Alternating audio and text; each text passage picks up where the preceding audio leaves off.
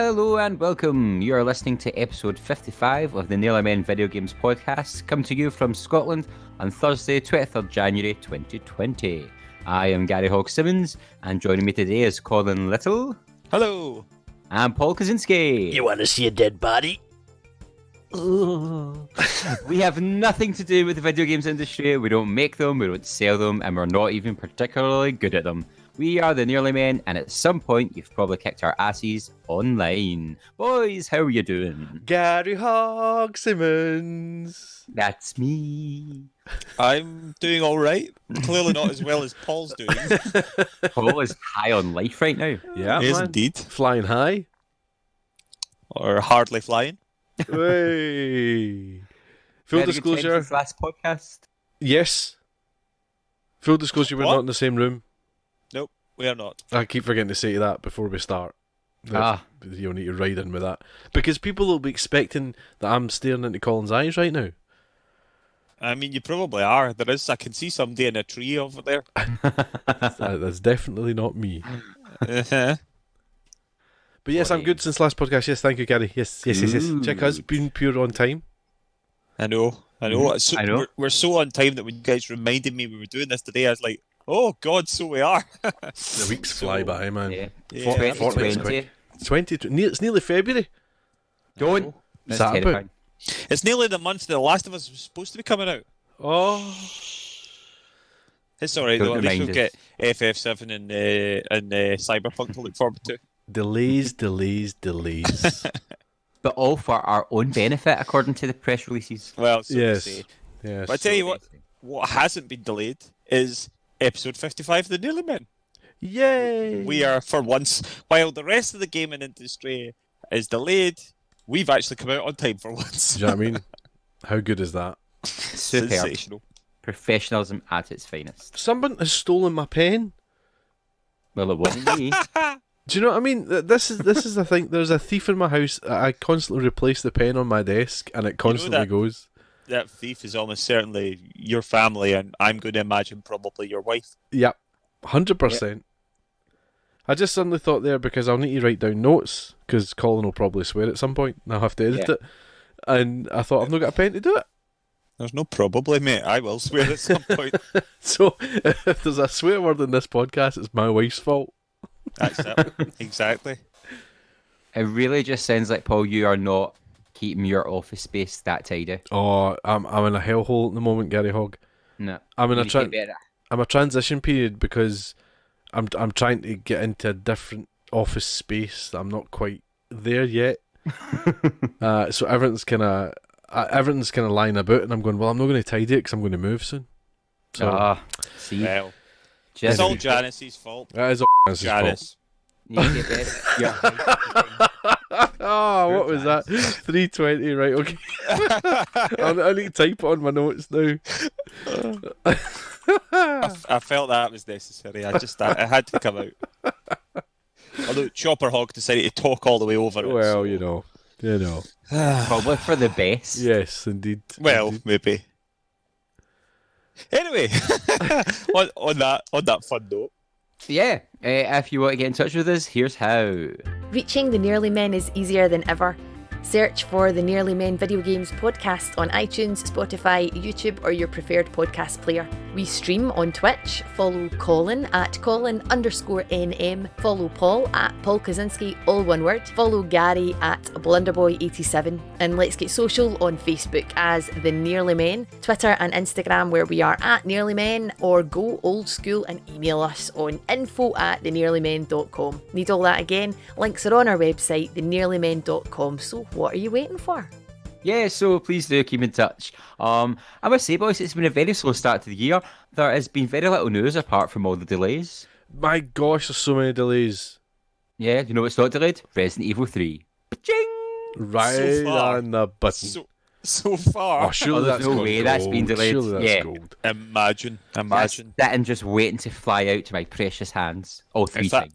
We'd have to do a welfare check on Garry if that didn't come out.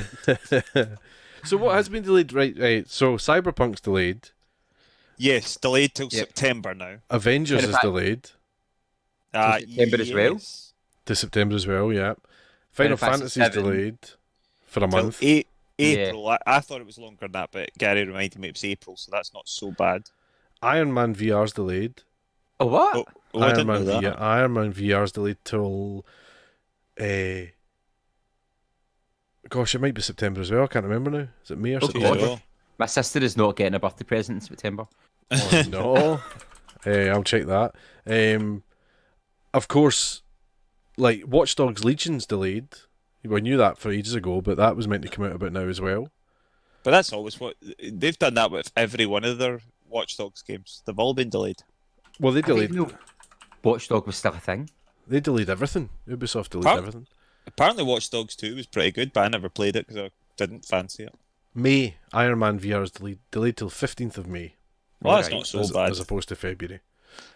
So all the Ubisoft games were knocked back. Last of Us was knocked back. It's the end of May, very end of May, I think now, 29th of May or something. But Right. even so, it was meant to be last year, wasn't it? It was meant to be the end of last year. Mm-hmm. Well, Or was it? I don't think. No, Or I was that don't think never people- announced? It was never announced. The first date it got was 21st of February, and then it got delayed. So Anything else? Am I missing something else? Cyberpunk. Cyberpunk say that? said that first. said Dying Light that- 2 has been indefinitely delayed. Yes, I saw that. What has been delayed? Dying Dying Light Light. 2. Oh, right, aye. It's just they don't want to give us the games. No. I find it really weird that they're delaying till September. I think, I mean, there must be some theory behind it. Although I was Well- reading that there was a big shift to change selling of games from like the autumn, like your kind of October, Mhm. November time, and they moved it to the spring and made that the Right. kind of main selling point of video games, which seemed to work for a couple of years, but then they think it's too much for the developers to get it out on that time, Right. which is why they're getting all delayed.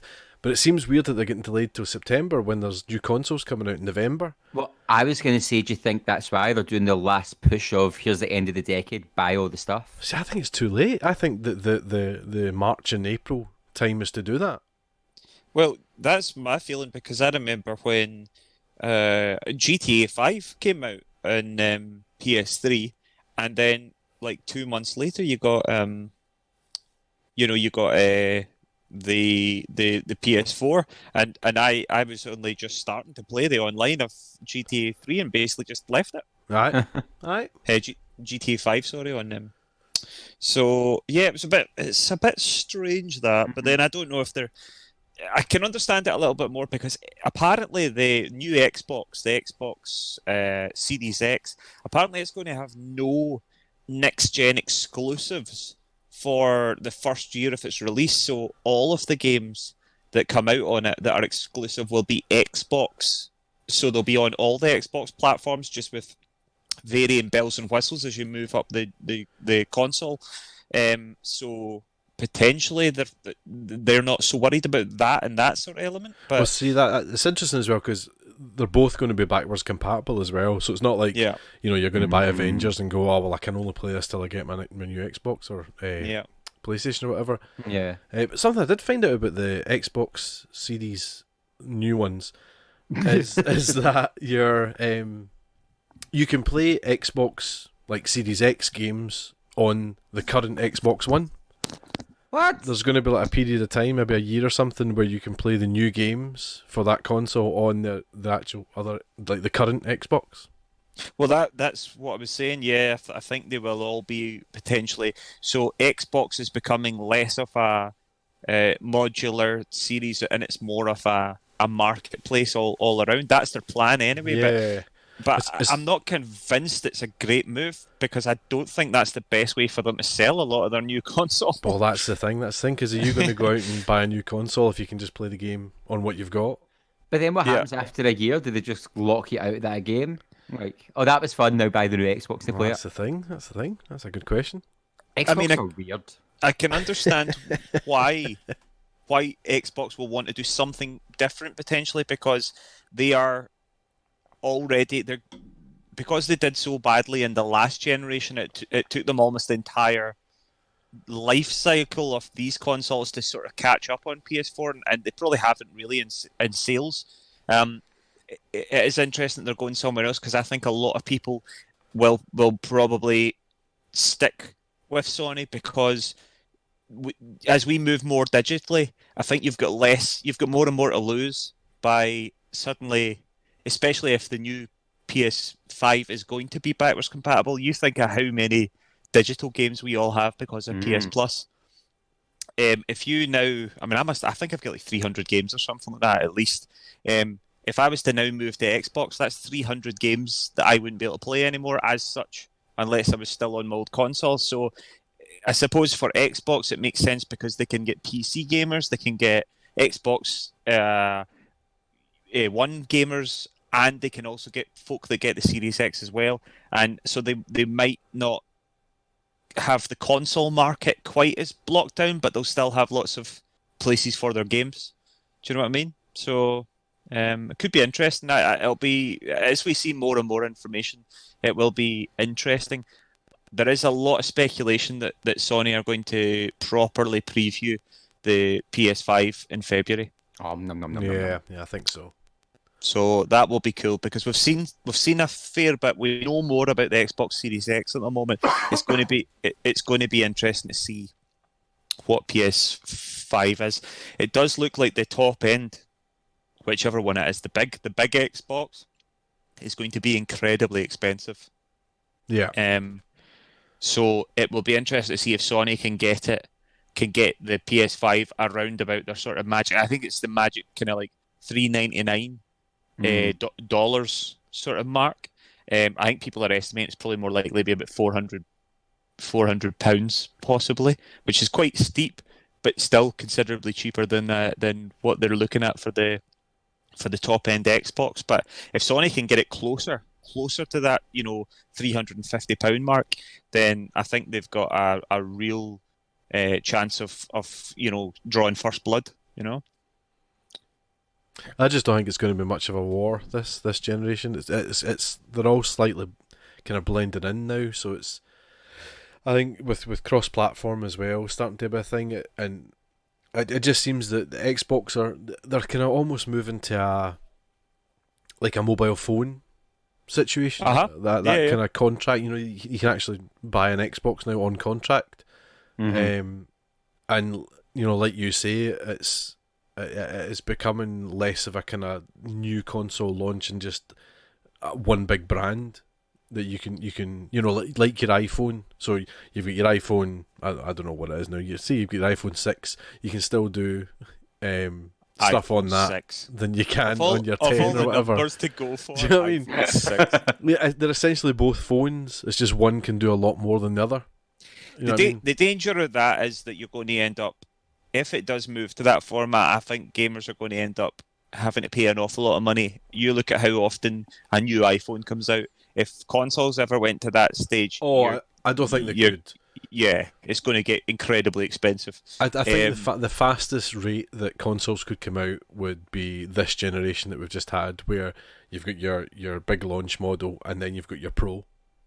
I don't think you can only do a kind of mid-range upgrade. You couldn't go whole hog that quickly. No. Well, I don't think you could. The chances are, though, it does look like these new consoles are both more powerful, relatively speaking, than the PS4 and the Xbox One were when they were at launch. So I think there's probably a little bit more scope with the new consoles, hopefully. But the only problem is that software development, hardware, everything's improving at such a rate that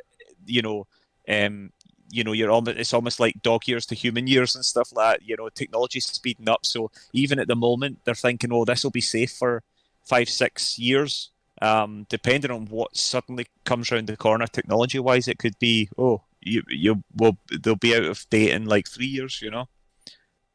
Yeah, they've just got to be careful because people haven't got that kind of money. No, absolutely. And I think that is why, as you say, they're going for that model where, you can play the games on your Xbox just now. They don't look as good as they would if you bought our new shiny console, where they're all bells and whistles. So you can play it if you want, but it doesn't look anywhere near as good as this new one. So it's up to you kind of thing. I think it's a smart move from Xbox because I think Yeah. I don't think they, even if they were to match Sony in the sort of one new next gen console, and that's what we're focusing on, I think Sony will outsell them on that console. However, because Microsoft are going to have various different markets that they can play their games, it's almost as though these are just, rather than having to sell the console to sell the games, Microsoft are focusing on how they sell the games and where they can sell them to on various options. So yeah, it will be interesting. I can't wait to find out what the PS5 is. I'm so excited. It's going to be sexy. Did you see said the it, Garry Hogg? Did you see the leak? There's a leaked image Oh, that, no, not. that nobody's sure whether it's true or not. It came from Ooh. I'll need to try and find it.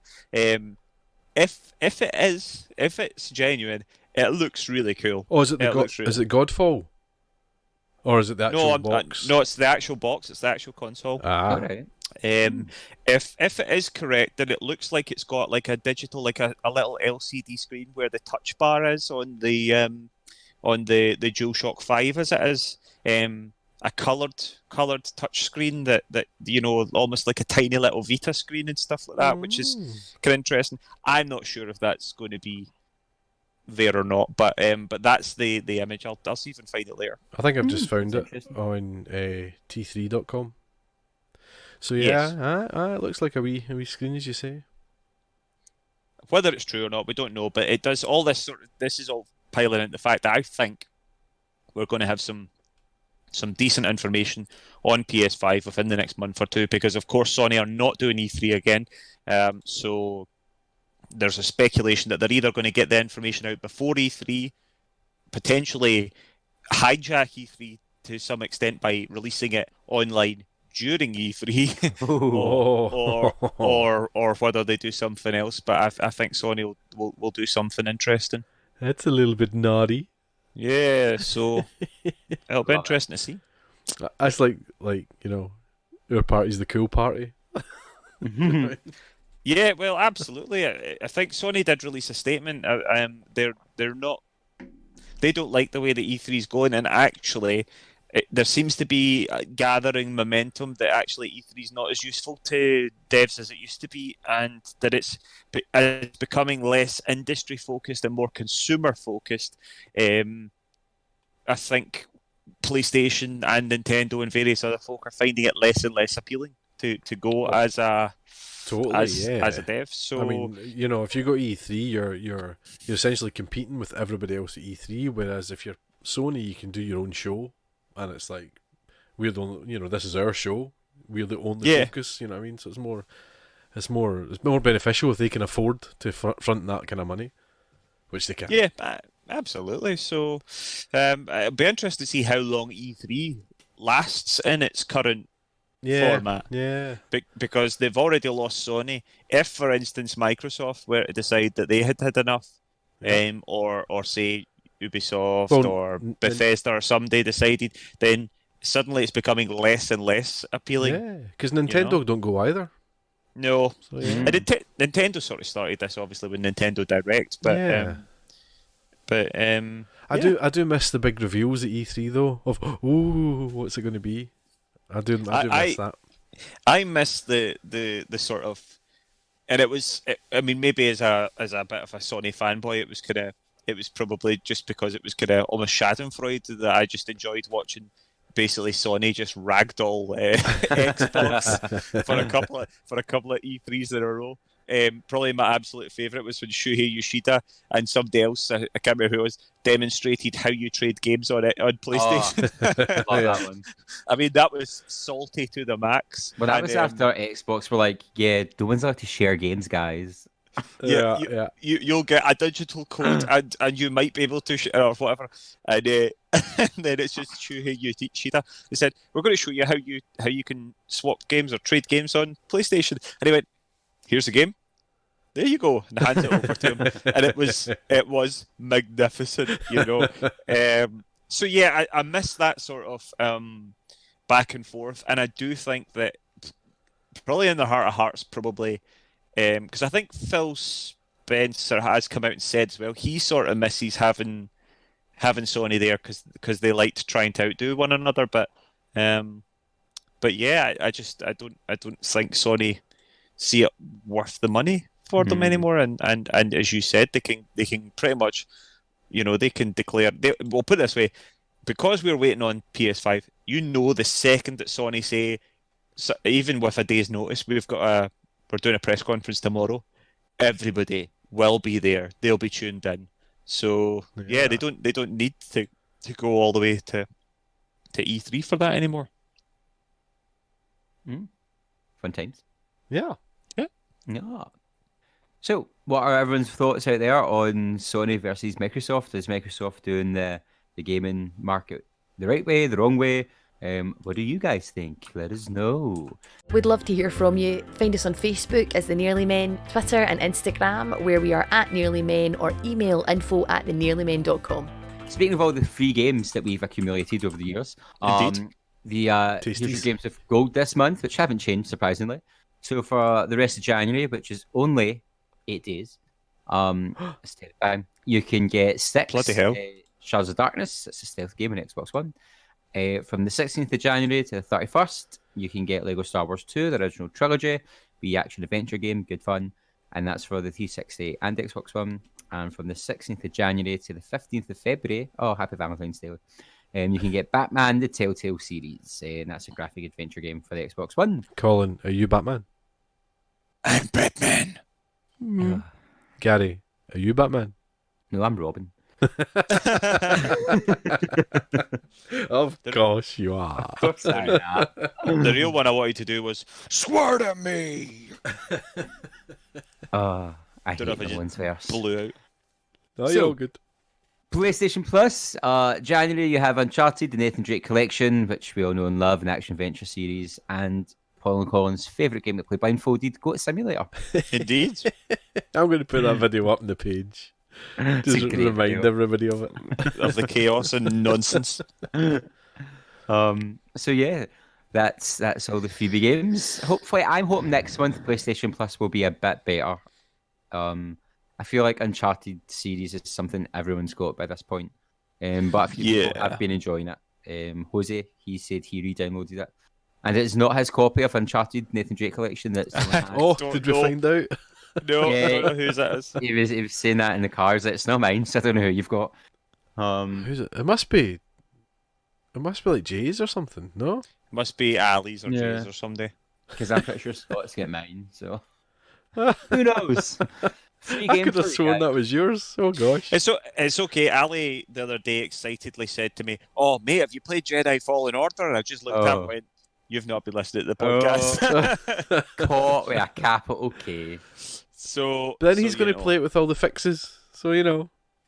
It's all right. I've sent him a list. I've sent him a list. A Of, list. grief. Of griefs. No, I'm like, Grievances. I thought you were going to say it's fine. I've told him what happens in it. He doesn't need to play it. Speaking of playing games, what have we all been playing? I'll go first. Oh. Because I have had a flashback weekend. I have been playing, actually, a double dunter. So I've been playing my PS3, but I've been playing PS2 remasters on my PS3. Oh, How's that for a box inside a box? that's a wee So Inception moment, aye. Yeah, I've been playing the original The Sands of Time Prince of Persia trilogy after Janice's chat last week because she mentioned Prince of Persia with her scent thing. Yeah. So yeah, revisiting those. Oh, they are atrocious.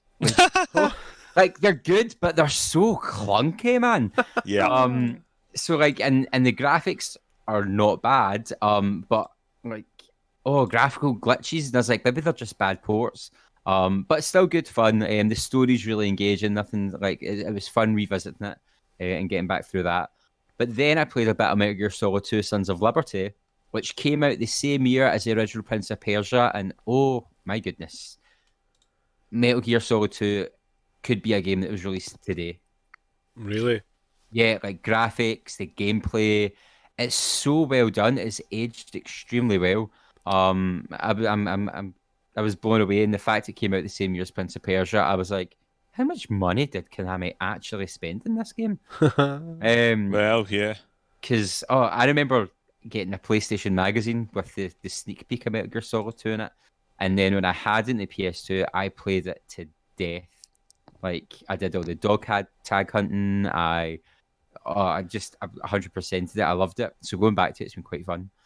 But yeah, I did a retro gaming weekend, which has been nice. Fantastic. Colin, what have you been gaming? I've been playing some more Doom 2. I streamed some of that the other night. So good, but so hard. Is it better than the first one? It looks very similar. It is very similar. It's got some new guns, some new enemies, some new maps. I'm not convinced it's better than the first one, but I don't know if it's necessarily any worse than the first one. It is hard as nails. Yeah. Absolutely hard as nails. But yeah, lots of fun. I mean, I'm such a sucker. I didn't know Doom 2 particularly. Well, it turns out I didn't know either of the Doom games quite as well as I remembered, because I think when I was first playing them, I was playing, shareware copies, whatever, and it was only ever maybe 1 or 2 episodes of the game I ever had, so I never had the later episodes. Right. And also, on top of that, I probably wasn't that good at them, so I probably never got that far. We also used to muck about with putting all the cheat codes in and stuff like that, so I never properly played them, as a game the whole way through. So yeah, really enjoying that. Still playing some Sekiro Shadows Die Twice. It is excellent. And Colin's game of the year.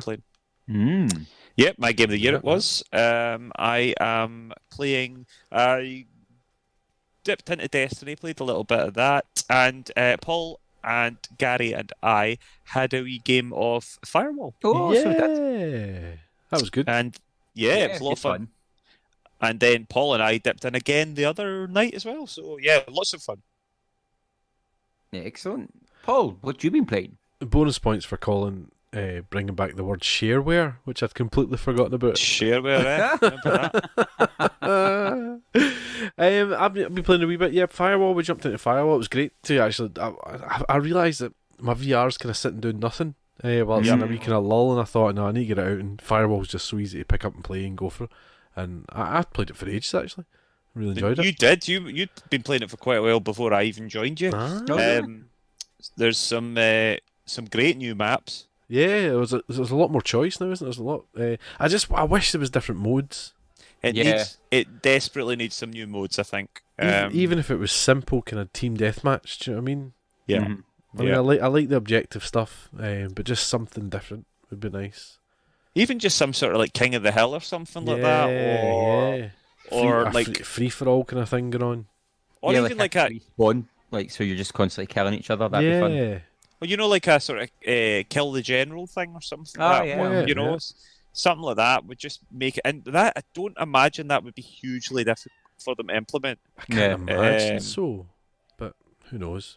And it's a well-supported game. That's the thing, because it's constantly getting different kind of story modes, but it's getting the DLC stuff, isn't it? Yeah, it's daily challenges and things like that. So, yeah. Maybe when the DLC comes properly, maybe it'll.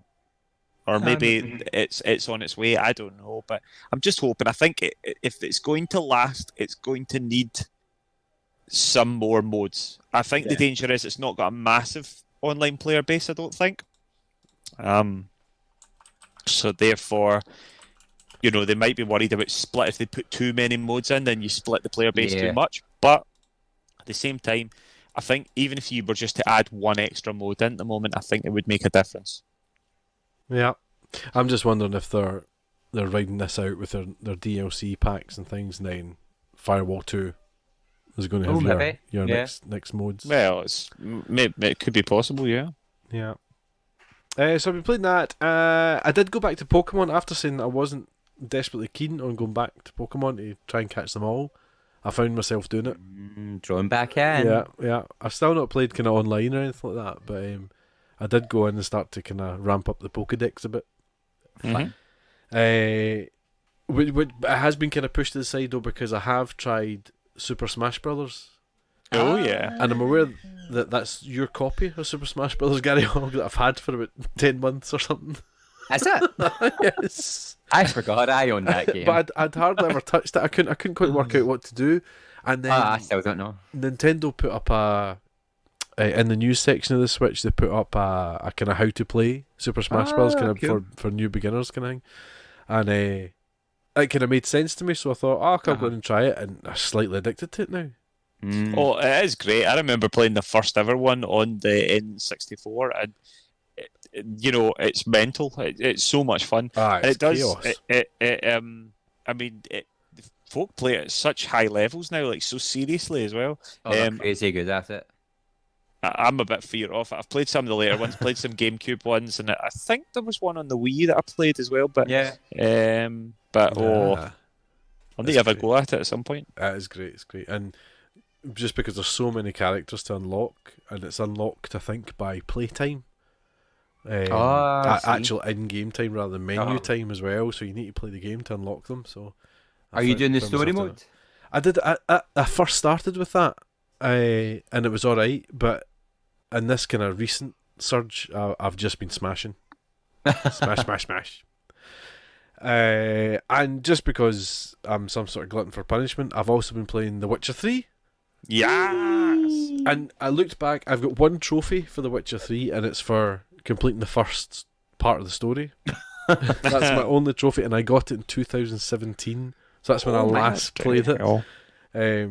So I've already got further than that. I think I got to the point where I was in the space of about 2 nights, as I did for the 3 weeks, because I got totally distracted the first time and started doing side quests and all that kind of stuff.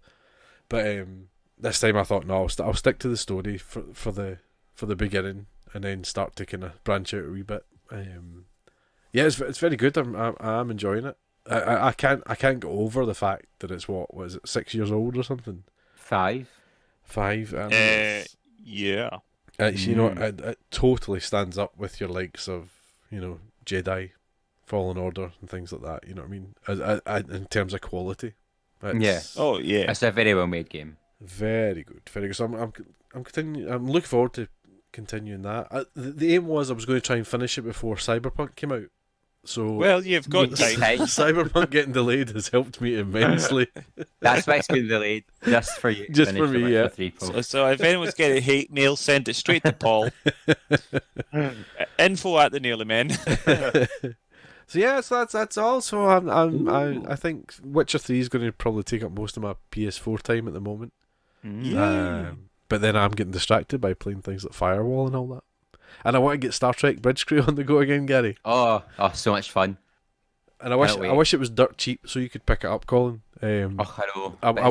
I wouldn't pay 20 quid for it, if you know what I mean. No, I wouldn't pay 20 quid for it. I don't even know if I'd pay. If it went down to something like 7, then I would say, pick it up because it's worth it. It's a night entertainment, if you know what I mean. But if you're not into it, it's not into it. Yeah. I'm just not that into Star Trek. That's part of the problem. But you're really blowing things up with spaceships. Yeah. Well, that's true. It's worth it seeing the outrageously rude gestures Garry Hogg makes with his avatar. I do not. Wait, I can't. No, nobody even believes that. But yeah, so quite a mix of games we've been playing. Indeed. Yeah. The listeners have also been playing a mix of games. Excuse me. She has been playing Life is Strange 2. On episode 5 now, I can lose myself in it for hours. And I did ask Debbie if she thought the game was going where it was leading to, and she was like, well, because it's been so many choices, she has no idea. So I hope she's enjoying that. Spoiler alert, she's actually playing it right now as we record. What? Can you see her just now? I can't see her, no, I'm upstairs. I was going to say Gameception, but not quite. No. Dave Black has been in touch. He's went back to play all the Hitman games to try platining them. I could not play them, man. I'm awful at them. So far, he platinumed Hitman Absolution, now aiming for Hitman 1 and 2. Really just biding time till The Last of Us comes out. Also bought a whole load of indie games in the PS4 over the Christmas period. Untitled Goose is quite fun, and I've started Arise, which I struggled to get into at first, but it's going to be good and emotional, I imagine. Nice. Arise. Oh, that's the kind of Viking-y one, isn't it? Is it? I don't know. Kind of quite cartoony, but it's kind of Norse type. Yes, I think that is it. Yeah. Yeah, cool. And then Paul Bickerstaff says he just bought a PS2 for $5. That's always good times. Good.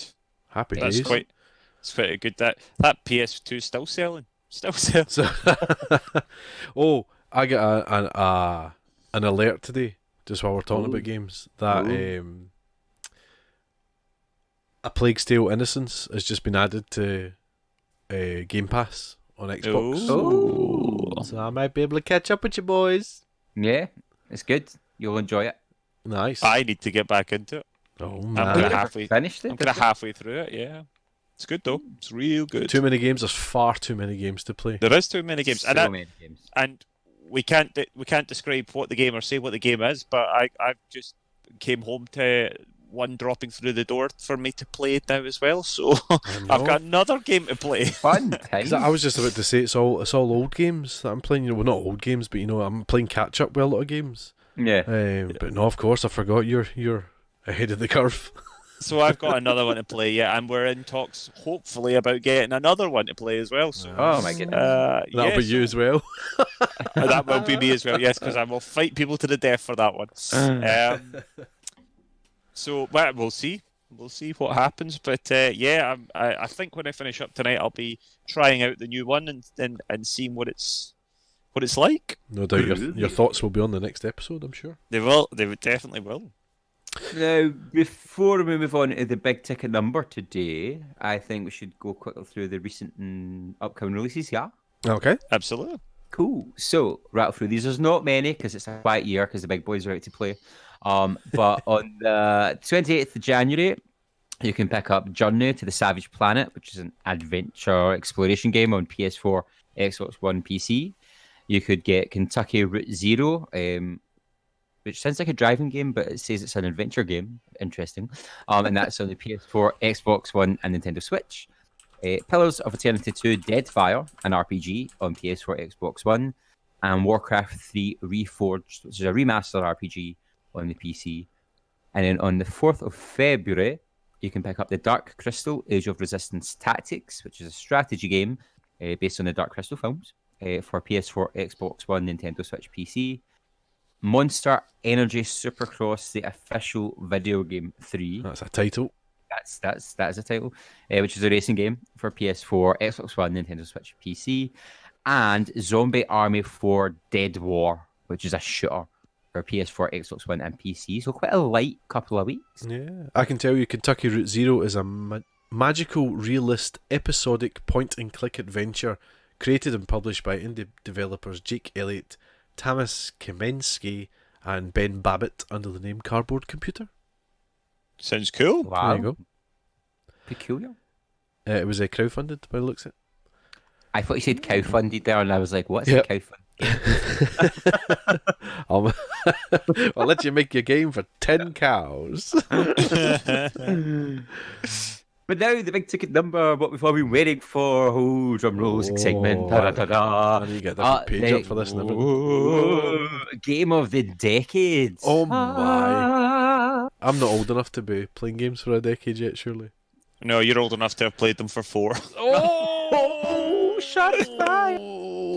I'm not going to lie, I found this so tough. Yeah, I did. I found it tougher than I thought I would, actually. So I think I just went with my gut instinct. So there's a whole load of games that then I looked back on and thought, oh man. But Yeah. I think I'm more or less happy with my 5. That we've got a top 5. We'll have some honourable mentions, but yeah, I just went with gut. I just went with gut instinct. I think sometimes with these things you just have to go with how you feel about it. So I'm not convinced everyone's going to agree.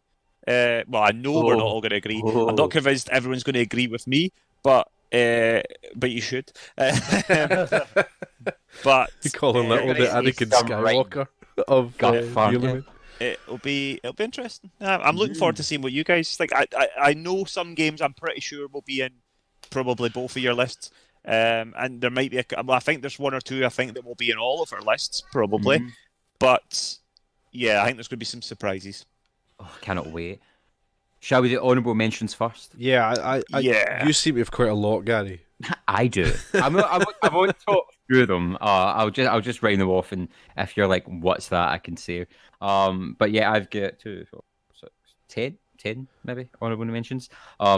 Lots of different genres. So these are ones that almost made it for me, but weren't quite. So we had Lollipop Chainsaw, Bayonetta 2, Resident Evil 7, The Witcher 3, Spider-Man on the PS4, Skyrim, Nier Automata, Persona 5, Outer Worlds and the Bravely Default series of games. Those were games that I really enjoyed in the past decade and just missed out in the top 5 spots for me. Oh. There's a few big hitters there that just missed out from Gary's. Yeah. There's a wee bit of crossover for me in that one. Oh, nice. I kind of don't want to say them because then I'm spoiling my top 5. Well, we don't know what they are. There's so many games. Well, Yeah. Well, I'll go with mine just now. I'd give a special shout out to Dark Souls 2. I would say was probably my favourite. My favourite of the Dark Souls games, which is quite interesting because it's probably the least popular of all the Dark Souls games, but it's the one I fell in love with. Bloodborne as well. I would give that a shout. Dishonored, the Dishonored games.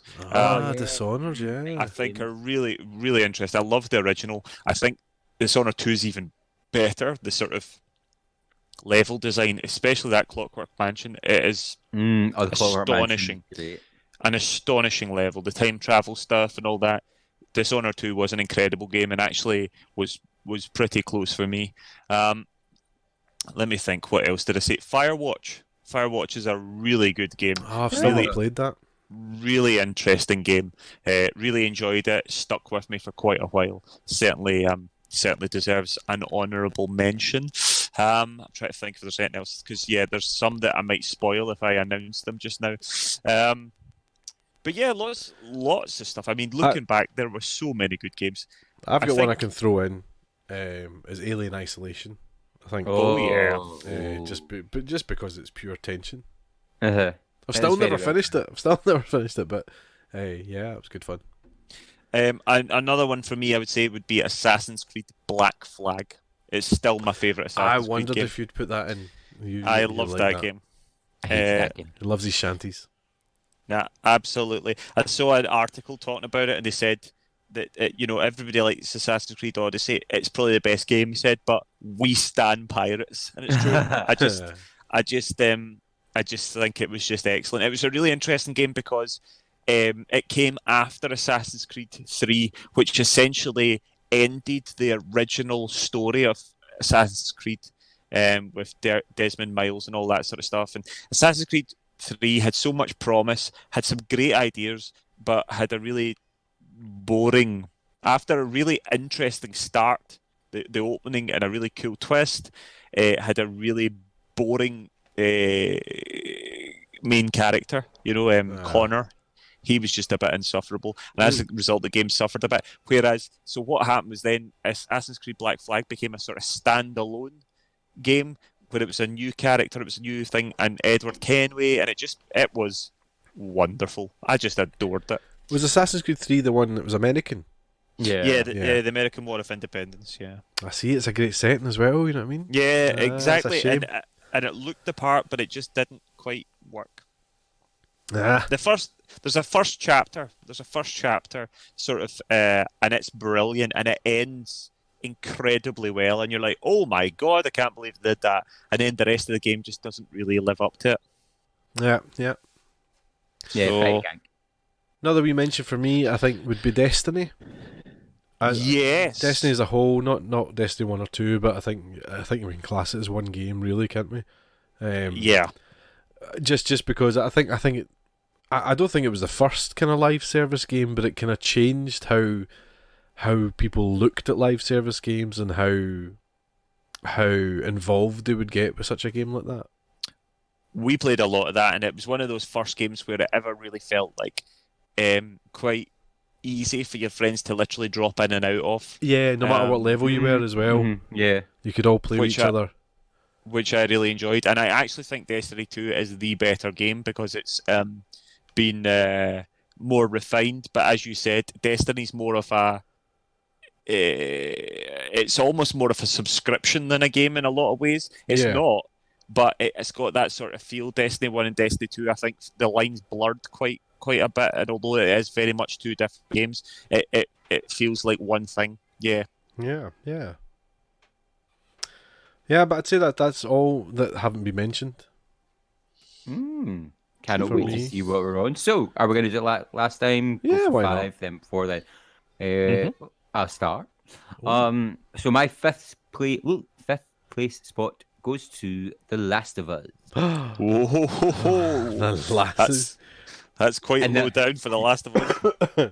Oh, I mean, it was a great game. I like the story was great. The emotional impact was great. It was a bit bog standard at times, but I do think it definitely set a new level for storytelling coming at the end of PS3's lifestyle and into PS4 lifetime and then at PS4. But no, I really enjoyed it and thought it did things really well. And I know it was somebody's game of the year, and it did kind of game of the decade, and I did raise an eyebrow thinking that'd be every game in the decade. There's ones I can think of better, but it is personal taste. But no, it's a solid top 5 for me at 5th place.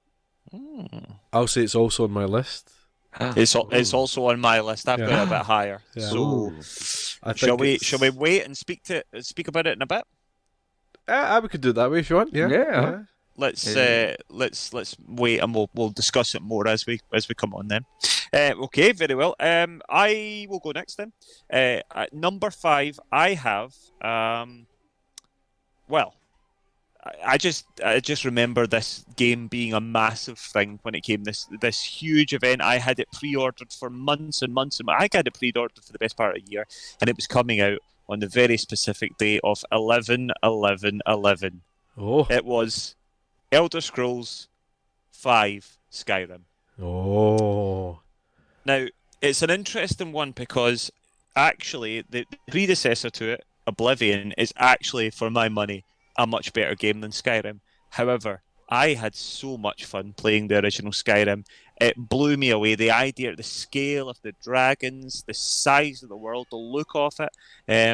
I just lost hours and hours. And the problem is, I think Skyrim, because it became so popular, so ubiquitous, it was everywhere, that there's now, there's a whole meme culture around it. There's that video that I keep seeing on Facebook of that guy walking around like he's in Skyrim, and people are kind of taking the mickey out of it a bit, and I understand that, but it was such a special game in a lot of ways, and I think there was a lot of things that weren't that different from Oblivion or whatever. It still very much feels like an Elder Scrolls game, but yeah, I just the amount of time I spent in it, and for to spend that many hours in a single player game these days, I think says a lot about it.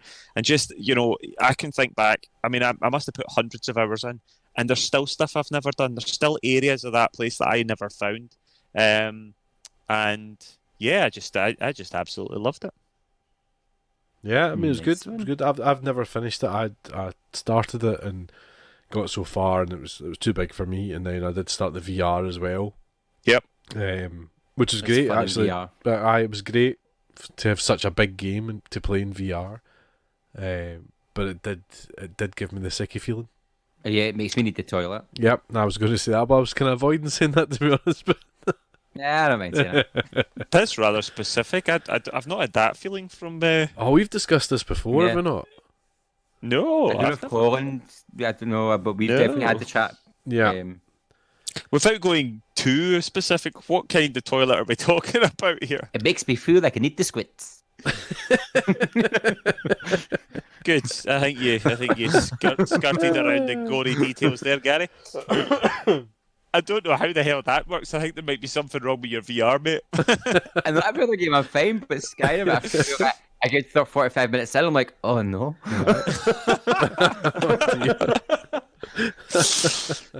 Well, do you know what? Because of that, I almost want to bump it up my game of the year. Yeah, that's between you, sir. Yeah. What about yourself, Paolo? For my number 5 game, I have went for Portal 2. Oh, yes. Nice choice. I mean, just the sheer originality of it was great, and I love that's my earliest memory of that kind of game with such a nice what's the word? It's a story that is so light-hearted, if you know what I mean, but at the same time very rooted. Yeah. With things like GLaDOS and things like the way they played GLaDOS was great, and Was it Stephen Merchant? I think Stephen Merchant is hysterical. he was brilliant as your wee companion. But I would love Portal 3. I would love it. Yeah. Somebody brought up recently they should do a Portal VR. At which point they were just like, no. You know that way where you put the two portals one above each other and you fall, you're perpetually falling. Could you? I mean, Gary, think of what that would do to you. I know. If Skyrim made me feel like that, even though alert, I'd just be gone. Like, I have to sell the house. Debs and I played. I mean, the co-op on that game is amazing. That was great. as Yeah. well. The only downside with the co-op was once you knew how to do it, that was you. You could only really play it with one person, which was a shame. Yeah. But no, I loved it. I would kill for a Portal 3. Never mind your Half-Life 3. I'll take Portal 3 before I get Half-Life 3. Valve just don't do well with 3. They can't go. Yeah. No. It's like they're like, what? A third? Valve don't seem to be doing very well with a lot of things at the moment. To be honest. You want Half-Life 3? We'll give you Alex in VR. Who asked for that? The marketing department of the Valve Index, I think.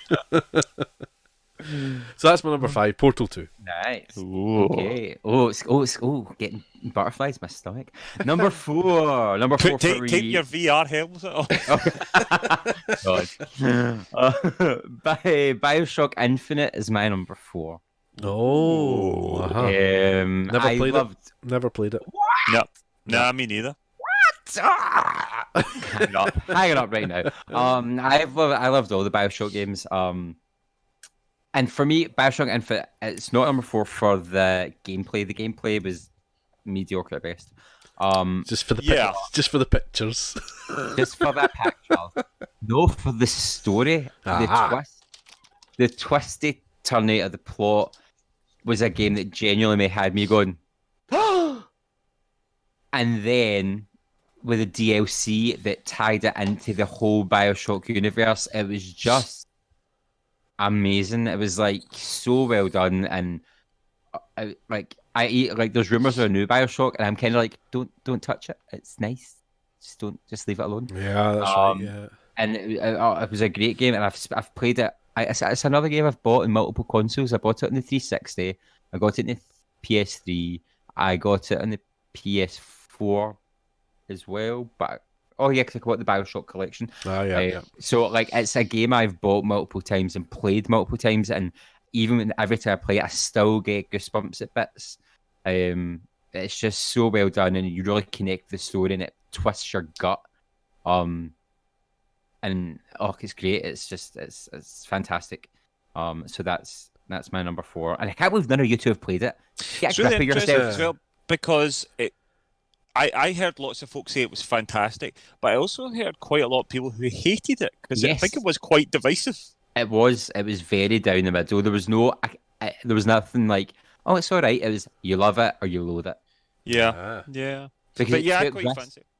My issue was I played quite a lot of Bioshock 1, didn't play any of Bioshock 2, so always planned to play Bioshock 2 before I played Bioshock 3. And then never got round to it. Bioshock 3, so you don't need to play 2. 2 is great, but you don't need to play it. If you've played 1, you've played enough.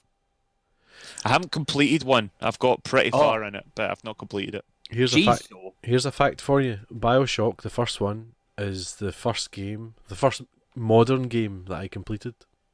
Oh, beyond Spectrum and all that. Yeah. Bioshock was the first one I completed. Well, there you go. Yeah. So would you kindly please play Bioshock Infinite? I will for you, Gary Hogg. Right after The Witcher 3. Okay. In 2025. No, by that time you'll also need to play Cyberpunk. Yes. Yeah.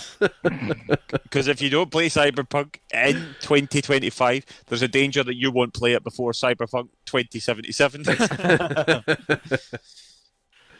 Mr. Little, what's your number 4? My number 4, now I agonised over this for quite a while, because this game is a sequel to one of the most important games. And I actually thought it was the previous decade, but it turns out that Red Dead Redemption came out in 2010, so did qualify. Mm-hmm. However, after weighing very heavy on me for the entire day, thinking about this, I think I'm going to give my number 4 spot to Red Dead Redemption 2. Oh. Only For a- number 4? Yeah. For a couple of reasons. Red Dead Redemption 2 wasn't even my game of the year last year. God of War was. The year before. But Red Dead 2 was close. I really liked Red Dead 2. I was incredibly hyped about it. And as a result, I'm not convinced any game was ever going to fully live up to my expectations of it, which made it difficult. However, I think Red Dead 2 came about as close as possible to it. The interesting thing, and one of the things I've thought about as I was looking through the games of the year and checking out various things, is Red Dead Redemption was wonderful. I loved it. I'd never played it really. The first one. I adored it. I absolutely did. But it's interesting because Red Dead Redemption was essentially Grand Theft Auto with cowboys. That is, yeah, and it was great, but that is not what Red Dead Redemption 2 is. Red Dead Redemption 2 is a far more sort of thoughtful sort of exploration of a kind of dying way of life, of sort of social and political stuff. And as a result, there are points in that game where I don't think it works as well as it could have if they had played it safer on certain things. However, for the scope, for the bravery, I think for the bravery of them as well to slow it down at points, and I know that for you, Gary, put you off a bit, but I actually like the fact that there was points where it slows down the pace. I like a slow game at times, but Red Dead, I don't know if it's expected the style of one. I never took to it the way I took to one. Yeah, I think that's fair enough. It is a different kind of game, but it has these moments. I think character-wise, I think the character of Arthur Morgan is wonderful. I actually think that Arthur Morgan is you would expect him to be honest, obviously, because of the way that game design and game writing and all that has changed. He's a far more rounded character than John Marston ever was in Red Dead Redemption. And on top of all of that, it is just a technical astonishment, really. The amount of detail that's in that game that I played an awful lot of the online, which has also helped me. I played very little of the online on Red Dead Redemption, the original one. I played a lot of the online, and it's not perfect. It's got its faults, but for that and for so much more, and for the fact that I'm still dipping in and out of it, and still to this day finding moments where I'm like, I can't believe this. I've never found this before. This looks incredible. I just think it's an incredible piece of work, and yeah, it's not. There was no chance it was ever going to be my game of the decade. It's just not quite good enough for that, but it is still an incredible achievement, and I enjoy it very much. And I would urge you, Gary, I really would urge you to try. I'm going to finish it. I really am going to try to finish it. I think it is definitely worth finishing it. Maybe just try to focus yourself into as many of the story missions as possible, and just don't be distracted. Don't be distracted. Don't build those roads. There's lots of things that will distract you there, and some of them are wonderful. But if you just focus on the story missions, it's definitely worth it. There are bits. There's several dynamite missions and all that, like bridges being blown up and all sorts of stuff that you do repeatedly, and you're like, why is there another mission where we do this? That's a strange choice. But there is just the sort of the twists and turns that it takes will catch you. And I do remember it took my breath away at points. It moved me to tears at points. It angered me. It made me laugh. It's astonishing. It is an astonishing achievement. Not perfect. It was clearly made under crunch. Rockstar have certainly didn't necessarily cover themselves in glory. There's a lot of stuff in the background where people had to put an awful lot of work in to make this game work, and I don't think it was necessarily fair the way certain people were treated. And it's certainly the fact that the game is incredible does not excuse that behaviour. However, it is still an amazing piece of work. Yep. Totally agree. Nom nom noms. Noms. Cowboy noms. Indeed. A can of apricots. Yep. Crackers.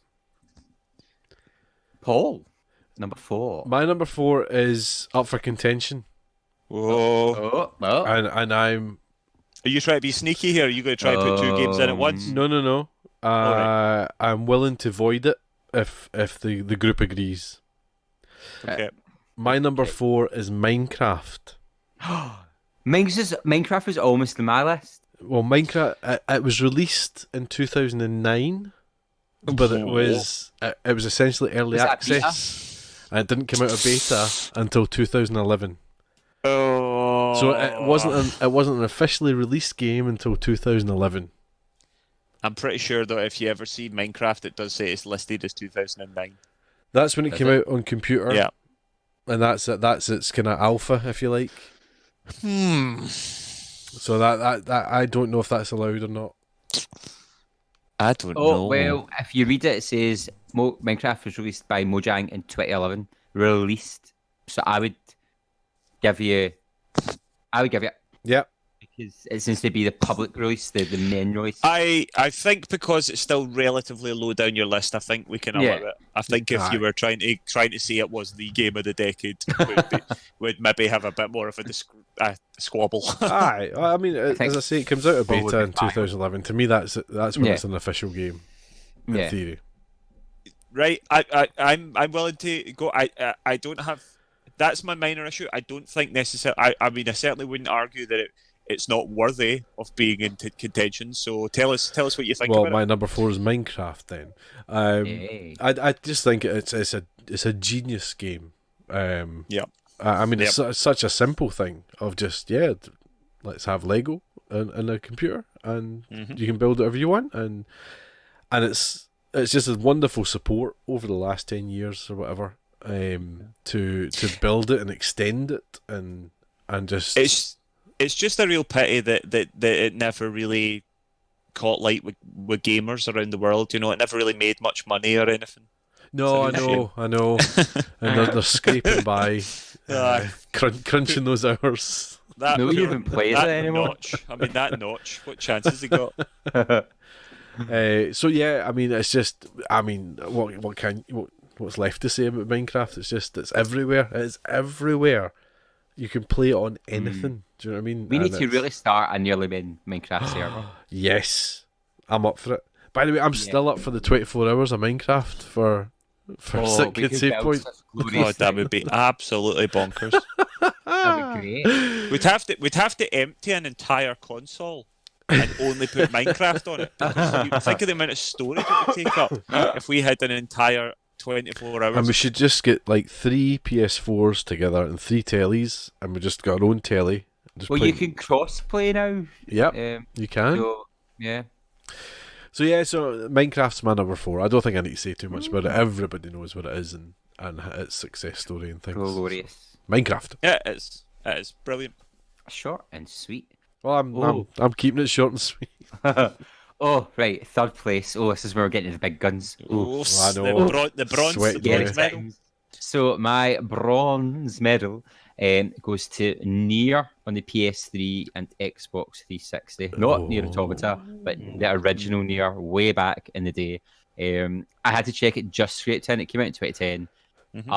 There's actually a running theme with all my top 5 games. They're all games that have had some sort of either emotional impact or a kind of commentary on the world.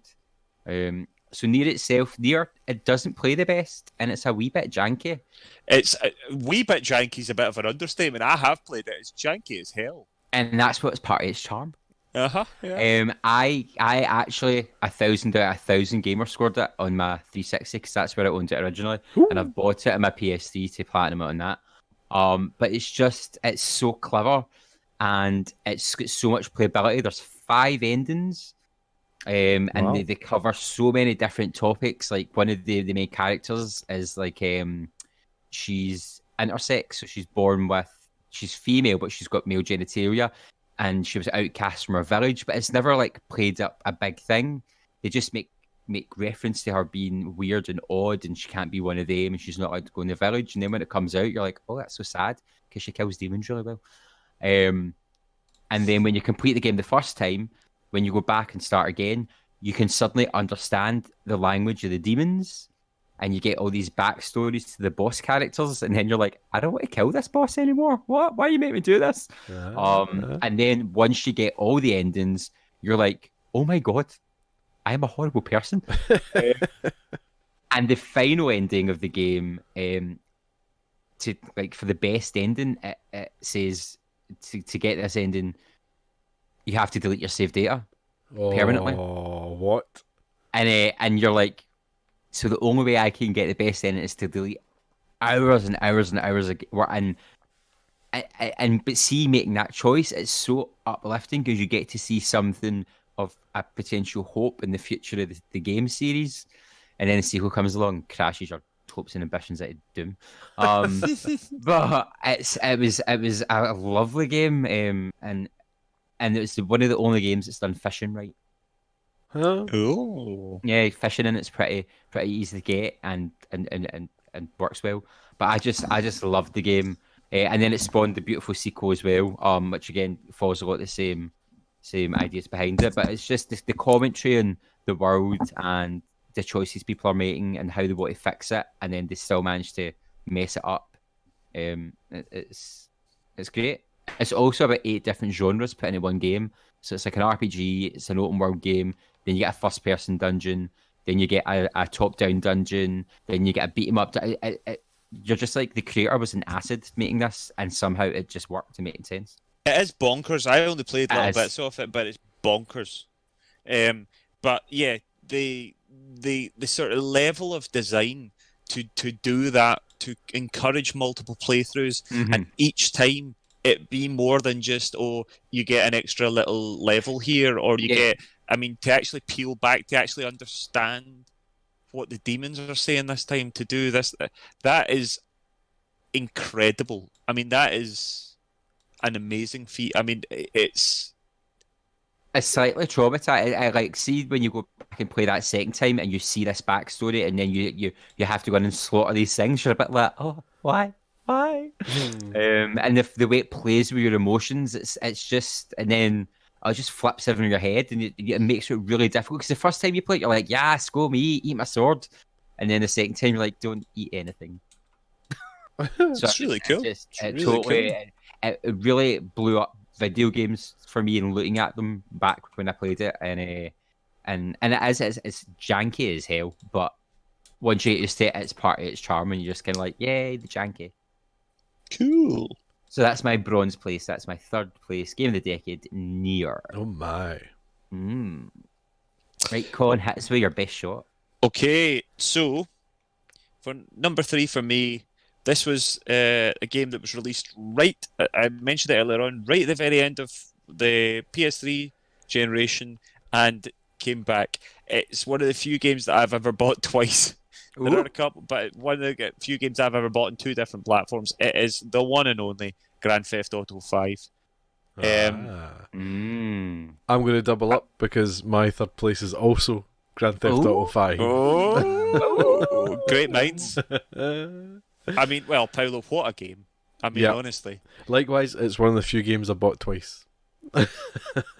I buy lots of games twice. So. Yeah, you don't count. It just, so every Grand Theft Auto game has to get, it always gets bigger and better and madder and crazier. It's interesting that the Grand Theft Auto series is a game where the quality seems to, it just always seems to be of a very high standard. I don't think that there is a really, I mean, there's certain games that folk like more than others, but no Grand Theft Auto game I think is terrible, you know. And you know, the scope of it, the realization, the world. I mean, we expect Rockstar to make wonderful worlds. I was already talking about how incredible the world of Red Dead Redemption 2 is. It's amazing that the GTA world holds up so well when it's such an old game. Yeah, it's phenomenal. I was speaking with a chap I work with, and we were talking just about how when Grand Theft Auto came out, you were like, "What? This is amazing. This world is unbelievable. The size of it, the scope of it, the quality of it." And it wasn't until he said, I remember I was in third year or something when it came out, and blah, blah, blah. I was like, what? I know. And that just reminded me how old it was. It's not. It's a great game. It's my second favourite GTA. My favourite GTA is Liberty City. No, Vice City. Vice City. Vice City. Vice City. And that was my first one I ever owned. So I think that's why it wins. I think GTA 5 is my favourite Grand Theft Auto. By quite a distance, I think. Emotionally, Vice City is probably my favourite in emotion, but GTA 5 is definitely the best of the lot. I think the interesting thing is the fact that the three. I remember when it all came out. There's going to be 3 different characters. How the hell are they going to make this work? Yeah. Surely you're going to spend most of your time just caring about one of them, and the other ones will just be no. You care about them all. You jump about. Even just the sort of satellite thing, the kind of dropping in, and it's even the attention to detail. Every time you drop in on Trevor, you find him in some ridiculous, reprehensible, situation. I couldn't agree more. The amount of times when I first got it, I thought exactly the same thing. You'll have a favourite and you'll just stick with them and whatever. But the amount of times I found myself going, I'll play, Trevor today or whatever, and hopping about them. I was totally surprised by how often I did that. And I mean, again, it's just the attention to detail, the writing. It's genuinely one of the funniest games I've ever played. It's just so, and it's the little incidental stuff like the conversations that happen in cars as you're traveling around. It's the radio stations. It's the stuff you overhear as you're walking about the streets. Yeah. It's the sheer fact I want to drive from one end of the map to the other end rather than fast travel, just because I want to see the world that I've seen a million times before. I don't mind the drive at all. And I think we can all agree as well that we had a lot of fun, particularly me and you, Paul, with my gosh, some of the boys. The amount of fun we had on the online side of, and that's why Red Dead just hasn't quite caught that spark yet. And I still pray that it will. But the madness, the insane fun, the amount of laughter that we had just playing Grand Theft Auto Online was astonishing. Yeah, and that stopped a while ago as well. So there's so much we've not done. I know we've not touched the casino or anything like that. No, there's a whole load of more heist stuff. Never played it. It is wonderful. So Gary. much fun. It's so much fun.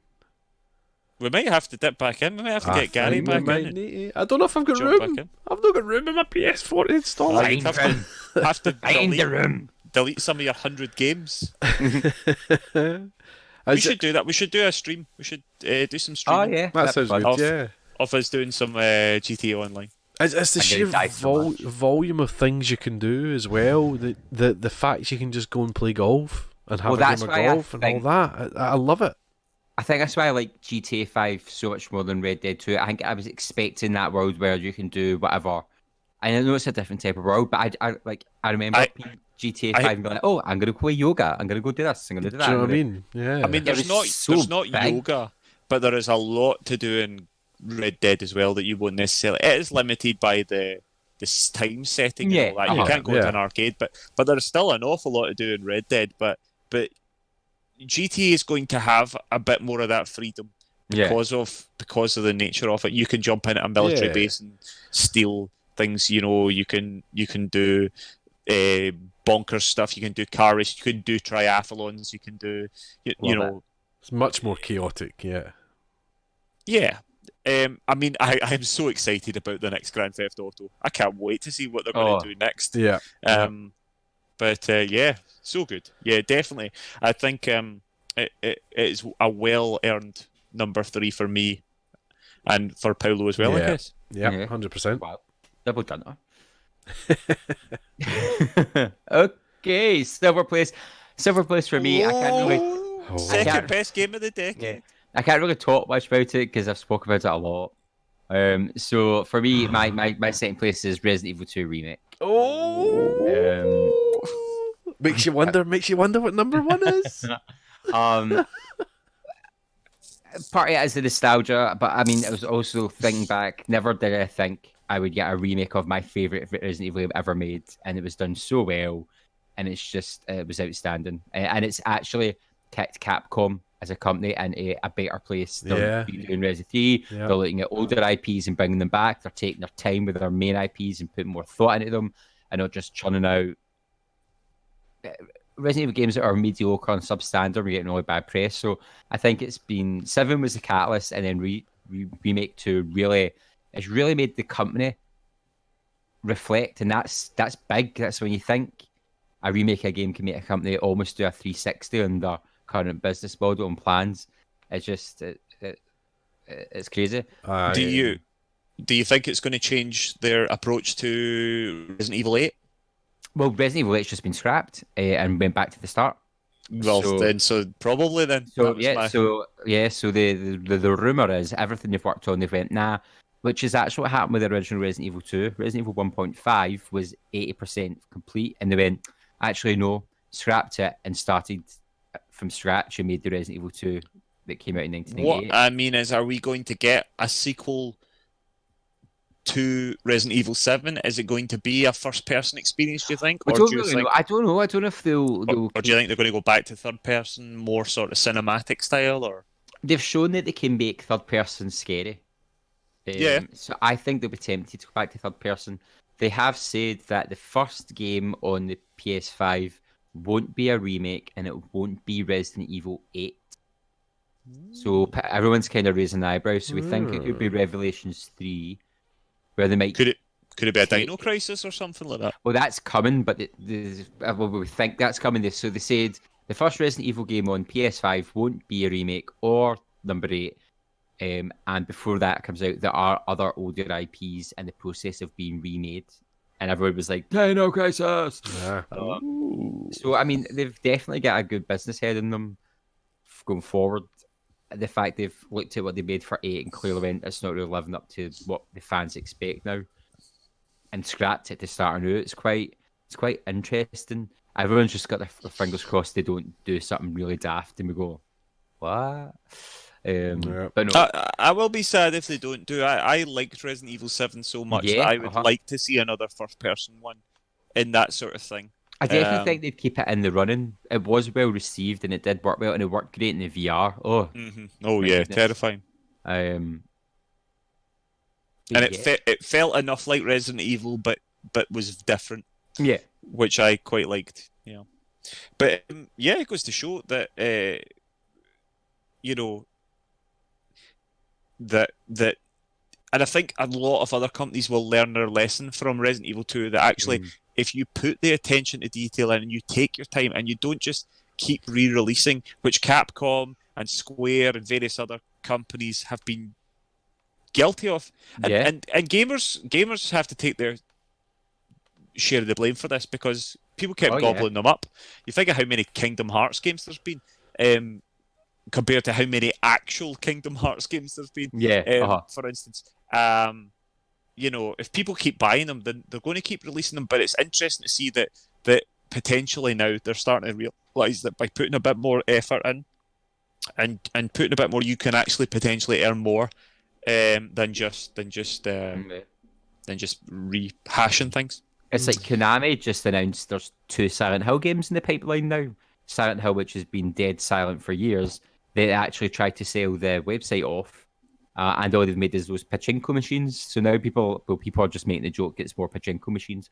But it could be they've seen the how well Resident Evil 2 did and 3's going to do, and they are revisiting that and bringing that back. So it's quite an interesting time for the horror genre. But interesting to see if they manage to find a way to bring Norman Reedus back, just wander around naked, drinking cans of Monster. With monsters. I mean, I have to say, Resi 2, the remake, was excellent. I loved it. So, I'm going to have to give it a go. I'm going to have to. Yeah, you will. I think we're going to have to stream that. We have to stream Paul. Why do we always stream Paul getting scared? That's because it is hilarious. Yeah. I'll stream Resident Evil 3 and I'll be scared at that. Like you can. Because I'll probably need to get Resident Evil 3, won't I? So we can all play the what's it called? Do you know what I mean? Resistance. That That's was it. fun. Yeah. Absolutely. Lovely. Right. That was a wee Silly shocker for me, I'll not lie. Number 2 Really? for Gary, that was a wee shocker. I thought that was going to be top of the pile. Mr. Right. Predictable at backside. My number 2 is The Last of Us. The Last of Us. Do, do, do, do. I'm going to double up as well because my number 2 is The Last of Us. Oh my You goodness! two just sit and do your top 3 together. I'm quite surprised, Paolo. I actually thought yours was going to be. I thought it might have been even higher on your list. Oh, I'm intrigued as to what your number 1 is. Tetris. See, Tetris. see if it's blood. Jedi. See if it's Jedi Fallen Order. The Last of Us. I mean, really, what can you say that hasn't been said? The actual sort of platforming stuff. The Ellie can't swim. There's a wooden pallet. Oh, help somebody climb a ladder stuff. Isn't great. That's the low part of that game. It's pretty much the only low part of that game. The rest of it, it looks astonishing. Mm-hmm. The story is incredible. Yeah, phenomenal. The sort of scope of it, the sort of scale, the moments, minor spoilers, I suppose, but the moment with the giraffe, right? I mean, who even comes up with that sort of idea?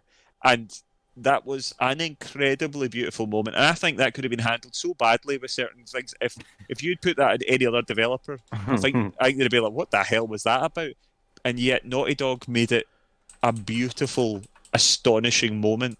And then just coming right the way up to the end, that moral conundrum, that moral dilemma, that whole thing that happens at the end of that game, which already has had the whole world hyped about The Last of Us 2, because we know that decision will forever have consequences. I just thought it was wonderful. I just thought the cover, the stealth, it is showing its age again now. But again, a game that I played on 2 different consoles. It was one of the few games I've played through multiple times. And I feel every time I get a bit of distance from it, I can go back and play through it again. And there's bits that I forget and characters that I forget. It's even the bit. What's that guy? You end up in that bunker and you're following these letters, and it's just these letters of this guy. I want to say Itch, but I don't know if it is Itch, but I can't remember what his name is. Just those little bits of storytelling, narrative that are just handled so well, you know. What about you, Paolo? Yeah, I mean, pretty much everything you've said, really. Last of Us was my first Naughty Dog experience as well. I hadn't played any of the Uncharted before then because I was an Xbox boy. It was one of your first sort of PlayStation experiences as well, like proper PlayStation, yeah? Yeah, pretty much, yeah. Yeah, I mean, it could well be. I'm trying to think. It could well be my first PlayStation exclusive that I played. Good one to start on. Yeah. I mean, it must have been there or thereabouts. I can't remember exactly what you'd have played at that time because you did sort of jump ship to PlayStation in this generation, but I remember one of my main things almost when I was sort of convincing you about PlayStation was you have to play The Last of Us. Yeah. I was blown away by it as well because it had been quite hyped for me. Quite from hyped, yourself an understatement, and everyone really, else. isn't it? Yeah. And it was held on such a high pedestal to the point where I was beginning to play it going, am I going to really enjoy this as much as everybody's saying? And I did, you know, with that hype in me. It was above and beyond what I thought it was going to be. Just the level of storytelling I'd never seen really in a game, and it was just the emotional effect it had on me as well was just different from everything I'd played before. It was almost as though it was almost as though you were. It was less like I want to play my game tonight because I want to play more of the game, and it was more like I want to play my game tonight because I need to make sure Joel and Ellie are okay. Yeah, totally. I want to find out. what's next. Yeah. I mean, from the opening section, Do you know what I mean? That Sarah, yes. You know, you just you're like, oh, a game can't do that. You can't do that, can you, game? It's also just it's very few games that have got such an incredible cast of other characters as well that you remember so well. Yeah. You know, from Tess, from oh god, I'm kind of ruining my own point here because I can't remember his name of Sam, the grumpy guy. What's his name with the shotgun? Bill. Bill. Yeah. And so interesting as well because it was quite a diverse characters and sexualities and the way it explored things. I think it was an important. I thought game. Ellie's DLC was great. Well, that is an incredible piece of DLC. Incredible. So good they made it a standalone download. You could buy it without even playing the main game. And it's really interesting because it really does fill in some blanks. Yeah. In a lot of ways. You play Left Behind, Paul? I've not. No. Oh, it's really nice. I know. It's really nice. So, again, very minor spoilers for people that have played The Last of Us, but it basically takes place at the point when Joel gets injured. Yeah. It sort of takes place at that moment. Okay. And fills in sort of what Ellie does, but it flashes back to Ellie at the start of the outbreak as well. And it sort of goes away in this little sidewards adventure for a little bit, only a little tiny bit, and then comes back. It's wonderful. It's really wonderful. But I love The Last of Us. I even talking about it right now, I'm getting hairs in the back of my neck. And I know it is overdone, and I know Garry did say that everyone talks about it, and it's not perfect, but I feel it's almost as near as perfect in so many other ways that its flaws don't bother me. You know? Yeah. No, I mean, I don't know what else to say about it, really. It's just as you say, it's a thing of beauty. Indeed. Beautiful. I'm trying to see here, I'm looking up my trophies to see. The trophies are solid for it. I've only got 3 of the 50 trophies. 3? Bloody hell! And I finished the game. Can you see me on that, Paul? Can you see my thing? I could do. Just bear with me a second. It'd be interesting to know how many I've got. I'm looking at the date that I got my first trophy, and it's November 10th, 2014. Oh wow! So that's what is that a year after? It doesn't feel that old. Like, it doesn't feel that long ago they came out. Or like. Well, that's the remastered one as well. That's not the PS3 version. So within a year, I was playing it on the PS4. And it is astonishing that you're still talking about it. Yeah, to this day. It shows how, because I think the games that come out earlier in the decade have got a harder job in staying the course. Yeah. Yep. So for one to come out like that long ago and still be right up the top here's a hell of an achievement. And although it never even made Garry's list, it was one of his honourable mentions. So it was for the whole lot of us. It was. No, it was my 5th. Oh, was it the 5th? Sorry, so it was. 5th. Forgive me, it was. So it was. Last you've got 11 out of the 50 trophies, Colin. Ooh, that's not that good. I'm actually midway through a playthrough on Grounded, which I think when I finish that, I will have a whole bunch of extra ones because you get quite a lot for doing it on Grounded. Ah, it's hard as nails though. Yeah, it's just a phenomenal storytelling experience. Yeah, and I feel sorry for people that are not PlayStation players.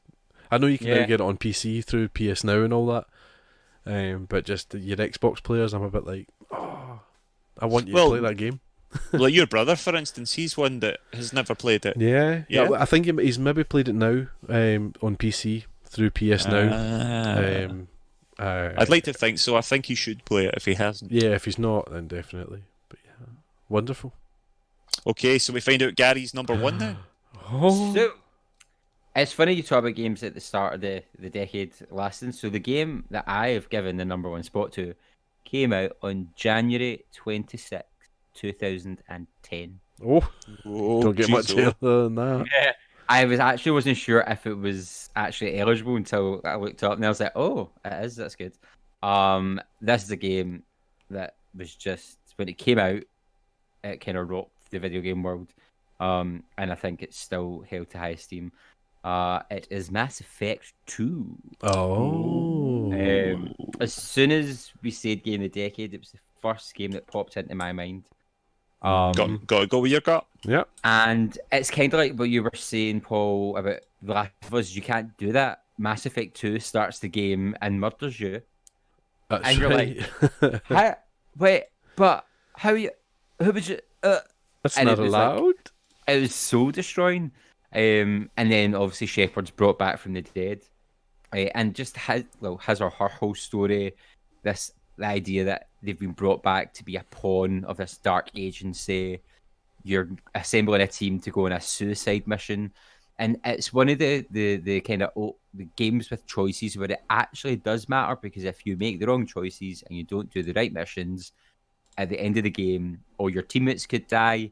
You could die without even fighting the last boss. Or even worse, you could fight the last boss, try and get to the shuttle, and all die. So it really had gravitas in your choices, and it had impact. It took everything from the first game and made it better. The combat in particular, gosh, combat in the first game was awful. And it's a game I happily go back to and revisit. It's a game that people have been dying for there to be a remaster of as well. And it's just the writing was superb. The cast of characters, all the different aliens. It was a game that, for me, has lasted the time. Again, I bought it on a PS3 after I'd had it in the 360 for so long, just because I wanted to go back to that universe and go through those worlds and see those stories and maybe this time try it a bit different, try and be a badass, try and not care so much about other characters and see how it affects the story. Which then would travel into Mass Effect 3, which we do not talk about. But it was just it was such a good game and so well done. And one of the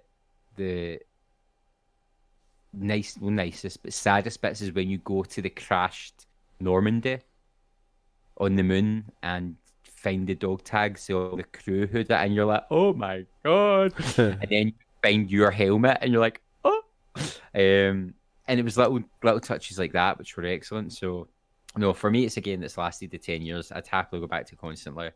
So much replayability. It was fantastic at the time and still is. So that's my top position. Brilliant. Do you want another one, or are you quite happy to leave Mass Effect as it is?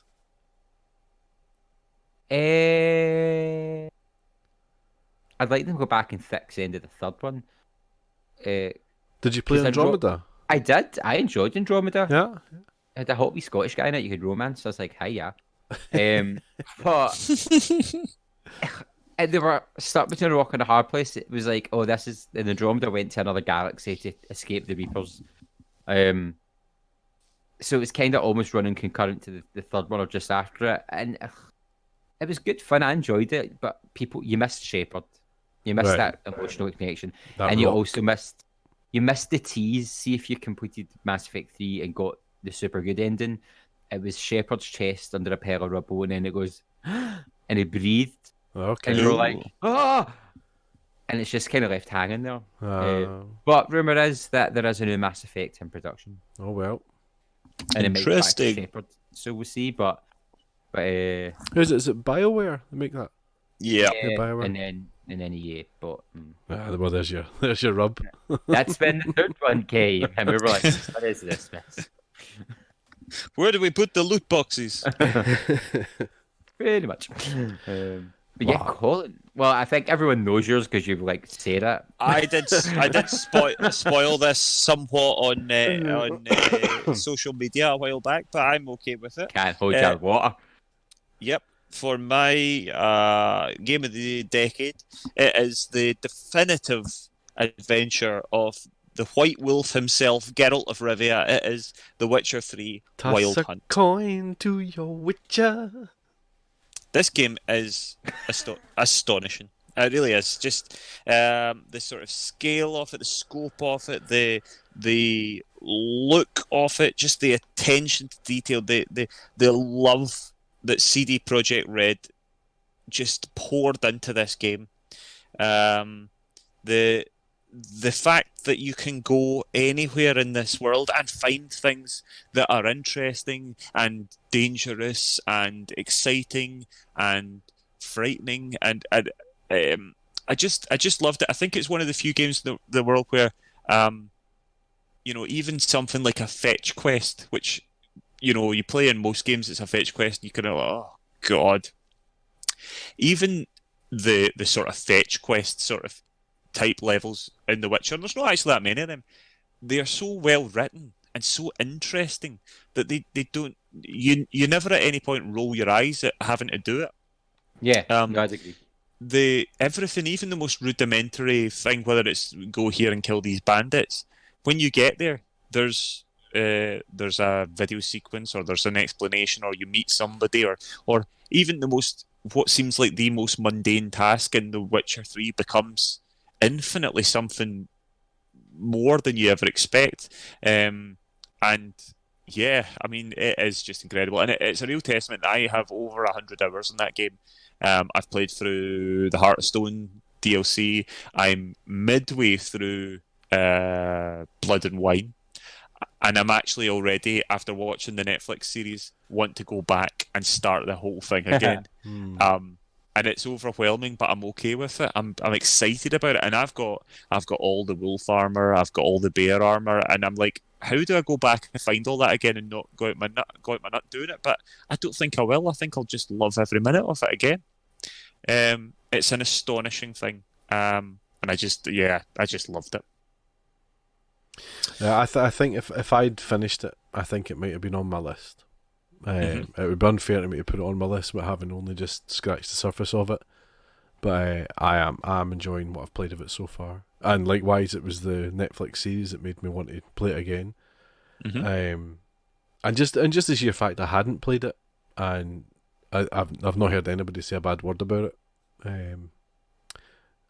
Yeah, it's huge. For some reason, playing it this time, I feel a bit more focused in it. Whereas when I started it a couple of years ago, it just seemed so vast that I didn't know what to do, and it was all too big. There was too much to do. But I think just sticking to the story to begin with has kind of focused me in and kept me where I need to be and things. So I think playing it in role is probably a good thing as well. Yeah. Think of Geralt.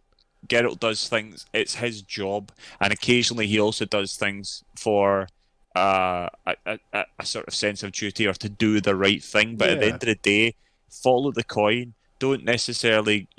Geralt's not a completionist. Don't play it like a completionist. That's a good point. Yeah. Play it like the sort of mercenary that Geralt is, and you will be amazed. You're not going to lose. I mean, there will be some diamonds that you will miss, but there'll be so many other diamonds that you'll find. I mean, it's a staggering achievement. The game. It's funny. It seems to be the opposite of what I was feeling with Greedfall when I played Greedfall, and that all the conversations I was like, "Oh, this is fine. Skip. Right. Speed up. Oh yeah. Whereas The Witcher, I'm enjoying watching it. I'm enjoying listening. I mean, there's the acting. There is no.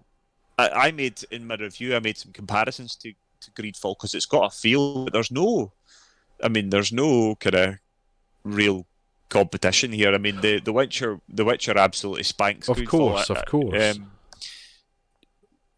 And you'd expect that when it is the third game in a series from a company who have learned their craft in making these games. It is the crowning achievement, and it will be interesting to see how Cyberpunk does.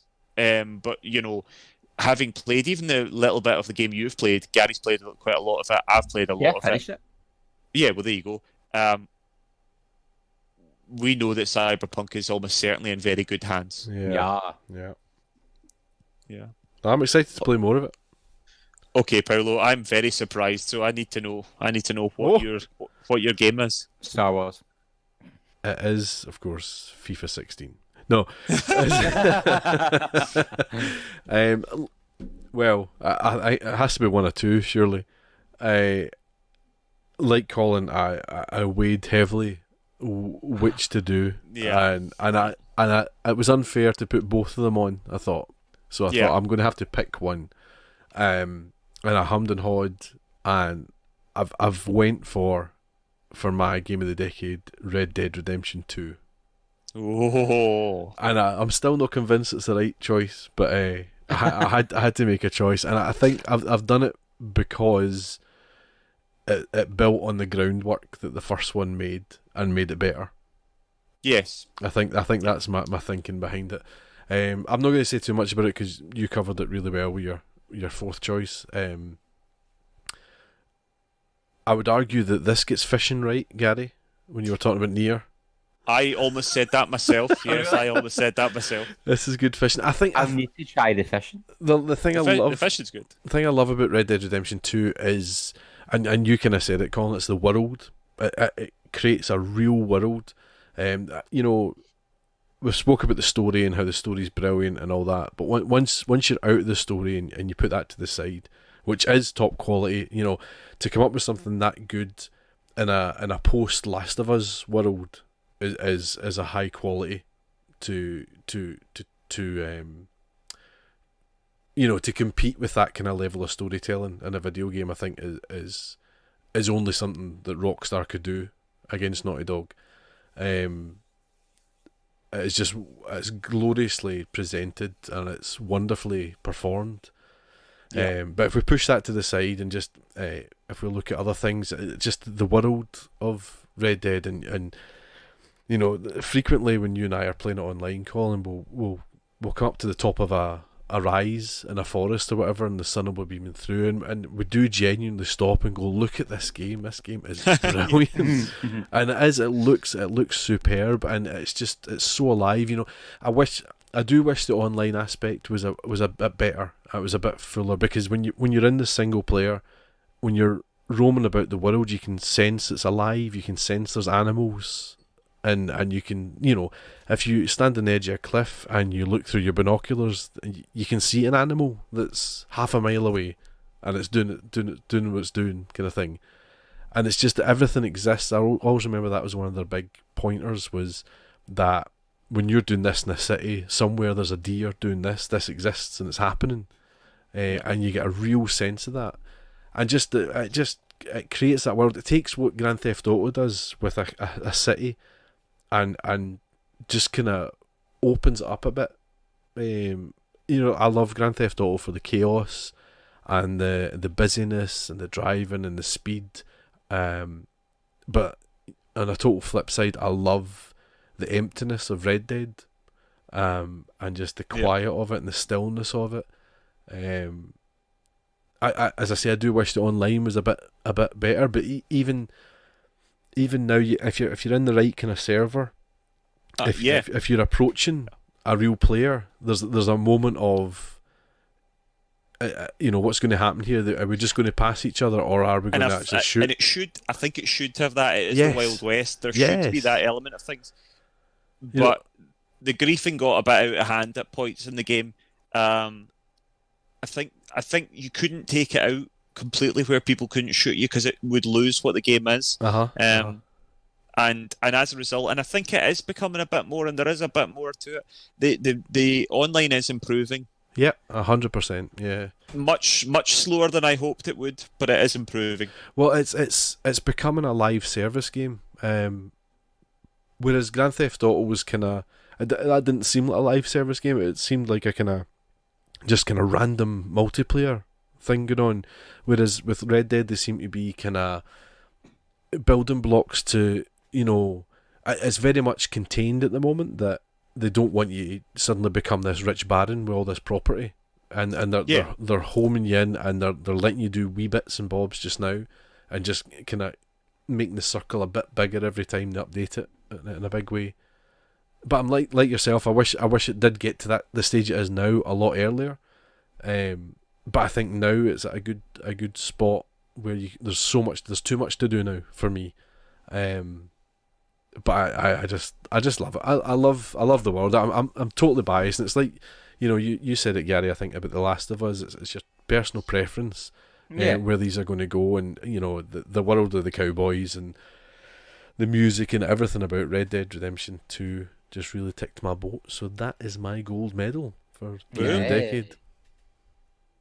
Funsies. So, Bogzinski, you've got the scores. Well, I think we can work it out. I can officially reveal, Jerry, that the game of the decade for the Nearly Men is The Last of Us. Whoa. It must have been very close between that and Red. It was a couple of points ahead. Couple of points ahead. Did we have a top 3 then on our aggregate scores? Top 3 would be The Last of Us in first position, Red Dead Redemption 2 in second position, and Grand Theft Auto 5 in third position. Whoa. I think that's because me and Paul are quite predictable and Gary went outside the box. If it's any consolation, next in line was Mass Effect 2. Oh, cool. I also play a lot of games, so mine was probably going to be more varied. yeah, I think so. Well, there we are. I mean, yeah. I think The Last of Us is a worthy winner. I would agree. Game of the decade. Yeah. And it's the one game that appeared on all 3 of our lists. That's true. The Yes, only game. yep. Only game on all 3. So, yeah. Congratulations, Naughty Dog. You win the Nearly Men Game of the Decade award. Our first ever Game of the Decade award goes to Naughty Dog's masterpiece. Bring on The Last of Us 2. Oh my goodness. And then in It's gonna last a 10 whole years, we'll see decade, whether though. they win it again. Good golly. Well, that was exciting. Dun, dun, Yes, indeed.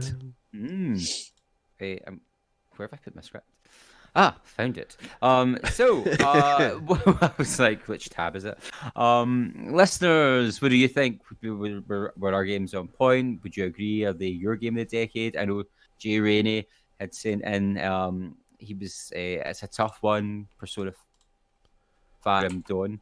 I don't know Grim Dawn very well. I, of course, fully get behind The Witcher 3. Persona 5, I know that Jay absolutely adores, and he Persona has 5 platinumed is it. amazing. He has platinumed Persona He's 5. a god for platinum that. So that's quite impressive. Yeah, but interesting to hear everyone else's thoughts. Don't be shy. Absolutely. Give us a try.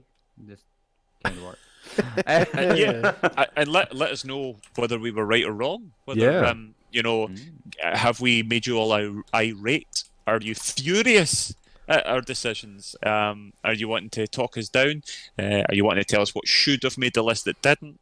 Let us know. Get in touch. We'd love to hear from you. Find us on Facebook as The Nearly Men, Twitter and Instagram, where we are at Nearly Men, or email info@thenearlymen.com. But that's us for another week. Well, another 2 weeks. That's it. I know. Another bumper Well, episode. Another epic. Mammoth episode. Although, to be fair, with the way that computer games are going at the start of the year, I don't know what we're going to talk about next time. Well, that's true. I mean, when know. we do our next game of the decade, by the looks of things, we can potentially write off 2020. So. I'll give you a wee Witcher rundown. Where I am. Yeah, give us all your quests. I think definitely we need to get on the Grand Theft Auto 5 stream, get Garry Hogg-Simmons into the Grand Theft Auto 5. How many times I can die Absolutely. in 10 minutes? Oh, not nearly as much as we do. I also think we do need to get Gary. We need to drag him kicking and screaming back into Red Dead Online and see how it's progressed and see whether or not there's a bit more to keep him around Yes, this I've time. not tried it Yeah. since you can dig things up. Cook up some moonshine. I think you will be pleasantly surprised. You might be slightly overwhelmed by the amount of things that you can now do, but I think there's enough for you to go back and have a wee snoop about. Yeah. I can be tempted. I'm very tempted. I think I'm going tonight to play some Red Dead now. Fun Paul's times. got me all excited about it again. Yeehaw. Right. Well, that's us. So, say bye, boys. Bye, boys. Amateurs. And tune in next time for episode 56. Bye.